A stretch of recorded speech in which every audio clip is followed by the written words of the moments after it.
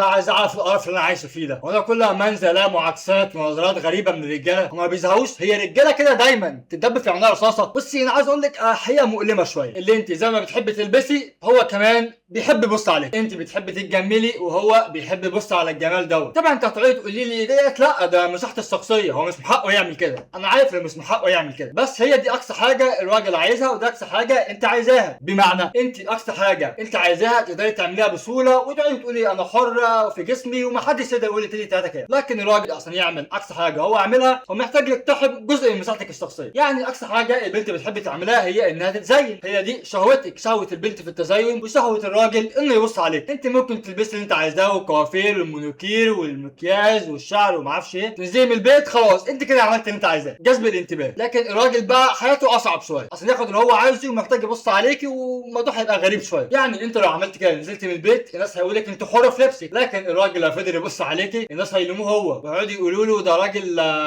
وهيقول عليه اللي هو ما بيحترمش خصوصيه البنات. بس هو انا عايز اقول لك حاجه، عشان كده اصعب اختبار على البنت ايه؟ النقاب. واصعب اختبار على الراجل ايه؟ بغض البصر. واقصد بغض البصر هي ان ما يبصش على اي بنت نهائي، حتى في السوشيال ميديا وحتى في الفيديو جيمز اللي بيلعبها. يعني من الاخر كده، لما تقعدي قدام المرايه وتقعدي تبرزي في جمالك انت كده خلاص عملتي اقصى حاجه. لما تنزلي بقى الشارع ويبص عليكي الراجل خلاص كده خد اقصى حاجه هو عايزها. ايه هو بقى الاختبار بتاعك لما تنزلي من البيت؟ انا عارف الموضوع صعب، بس انت عايزك تبصي كده في المرايه وتشوفي ايه احلى حاجه في وشك او في جسمك وتخبيها. دوت الاختبار بتاعك. شوفي كده ايه الحاجات اللي بتخليكي جميله وتخبي الجمال دوت، وتنزلي في الشارع وتقللي جمالك على قد ما تقدري. ما عملتيش كده بمجرد ما تنزلي من البيت مبروك ست في الاختبار. يجي اول بقى ما تنزلي من البيت يجي الدور على الراجل. الراجل لو هو شافك وبصلك بصه كده سريعه او ما عبركيش اصلا يبقى هو كده مبروك، هو نجح في الاختبار. لو هو فضل بص عليك ومطول يبقى ست في الاختبار. يبقى انت اختبارك بيبدا اول ما تنزلي من البيت، والراجل اختباره بيبدا اول ما تعدي عليه. بسم الله ما شاء الله كلنا ساقطين. عشان كده تلاقي الحاجه دي على البنت اصعب حاجه على نفسيتها، اللي هي تقول انا هفضل لابسه النقاب طول عمري، انا هخبي كل دوت، ده انا لسه صغيره، ده انا شعري سايح زي الزبد. والراجل هيقعد يقول لك انا عمري ما هبص خالص على بنات، ده الدنيا هتبقى ناشفه كده. طبعا البنات هيقعدوا يقولوا في الكومنتات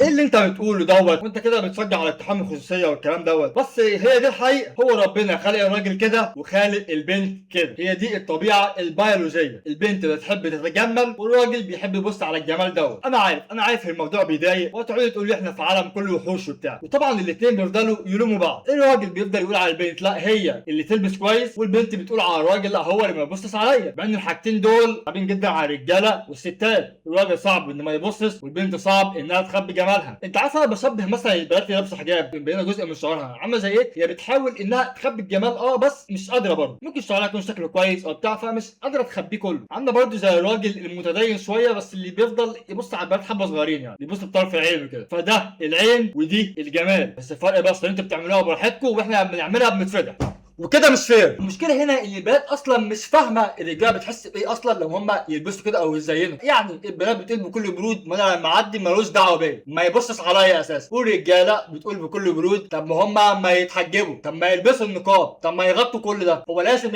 يعني ممكن تشوف مثلا واحده في عز الشتاء لابسه لبس مفتوح والراجل يستغرب يقول لك ايه هو انت مش حاسه باي حاجه نهائي؟ ما هو ايوه عشان شهوه البنت في انها تتزين وتبين مفاتنها، دي اصلا شهوه عندهم. وبرده زي الرجاله البنات بتفضل تقول هم ايه، هم الرجاله يتدب في عينيهم رصاصه، ما طول النهار بص بص بص كده. ما هو ايوه علشان الرجاله دي اقصى شهوه عندهم اللي هم يبصوا عليكم. فالاثنين بصراحه بيتكلموا من برج عالي، لا الرجاله حاسه بالستات ولا الستات حاسين بالرجاله. يعني بيتكلموا بكبر كده، فاهم انت؟ طب ما تغطي نفسك يا حبيبتي، وانت برضه طب ما تبصش عليا، ما تحترم نفسك. يا دي سلسله جديده هعملها اسمها معناها ايه للطرف الثاني.